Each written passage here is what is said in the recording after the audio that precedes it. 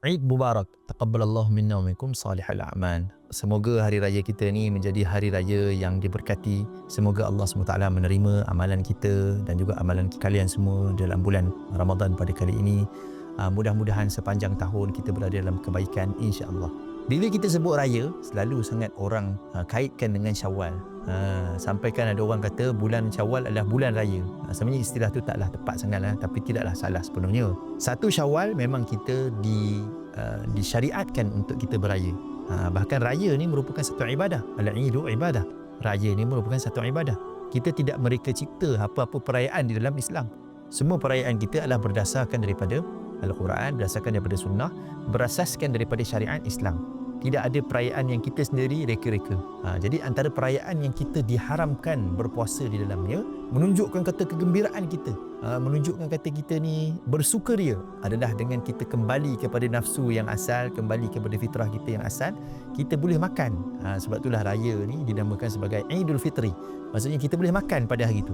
Fitrah kita manusia ni memang makan. Jadi manusia kan, kalau kita tengok bayi yang baru dilahirkan, tak perlu diajar untuk dia makan. Dia memang tahu makan sendiri. Jadi itulah fitrah manusia, sebelum jadi dia adalah makan. Buka puasa pun dinamakan apa? Iftar. Jadi perkataan fitr ni maksudnya buka puasa, makan. Jadi sebab itulah ada 2 hari di dalam setahun yang diharamkan untuk kita berpuasa, iaitu hari raya puasa dan juga hari raya haji. Bezanya hari raya haji ni diharamkan sehingga 4 hari. Tapi dalam puasa kita, dalam bulan Syawal, kita hanya diharamkan berpuasa pada 1 Syawal sahaja. Jadi seperti mana kita ni, petanda kita diterima amalan kita di dalam bulan Ramadan adalah kita meneruskan amalan dalam mazhab Imam Syafi'i. Jangan kita lupa ada juga jumhur ulama ada puasa yang dinamakan sebagai puasa 6. Puasa 6 ni apa? Puasa 6 hari dari bulan Syawal. Dalam hadis Nabi SAW, Nabi kata apa? Man sama Ramadan thumma atba'ahu 6 min Syawal, ataupun fa atba'ahu 6 min Syawal fa ka'annama sama ad-dahr, ataupun kana ka siyamid dahr, seperti mana puasa sepanjang tahun. Siapa yang berpuasa Ramadan kemudian diikuti dengan puasa 6 hari dari bulan Syawal, seolah-olah dia berpuasa sepanjang tahun. Jadi jangan kita lepaskan peluang dalam bulan Syawal nanti untuk kita berpuasa 6 hari. Tak kisahlah 6 hari itu berturut-turut. Dalam mazhab Imam Syafi'i yang paling baik adalah kita terus berpuasa pada hari yang kedua Syawal, 2 Syawal, 3 Syawal, 4 Syawal, sampailah cukup 6 hari.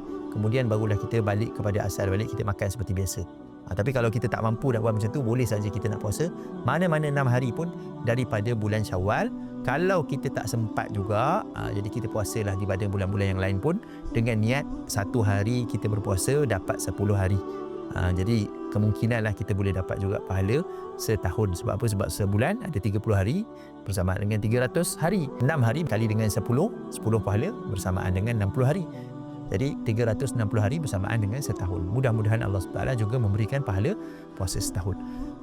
Hari raya yang pertama disyariatkan di dalam Al-Quran. Allah SWT sebut dalam surah Al-Baqarah, walitukmilul iddata walitukabbirullaha ala ma hadakum wala'allakum tashkurun. Supaya kamu menyempurnakan bilangan bulan Ramadan kita ni. Bulan Ramadan ni kita sempurnakan dia 29 ataupun 30 hari dengan ibadah, dengan puasa, dengan mendekatkan diri kepada Allah, dengan meninggalkan maksiat, dengan memohon keampunan daripada Allah SWT. Walitukabbirullaha ala ma hadakum, dan juga kita bertakbir, membesarkan Allah kerana Allah memberi hidayah kepada kita. Kalau kita mendapat hidayah dengan kita mengajarkan amal-amal salih dalam bulan Ramadan, maka bertakbirlah. Takbir, besarkan Allah SWT yang telah memberikan kita hidayah. Kita berjaya melakukan amalan-amalan dalam bulan Ramadan. Wala'allakum tashkurun, dan mudah-mudahan kita menjadi orang yang bersyukur. Jadi tanda syukur tu apa? Tanda syukur tu adalah kita meneruskan ketaatan kepada Allah SWT. Jadi selamat Hari Raya.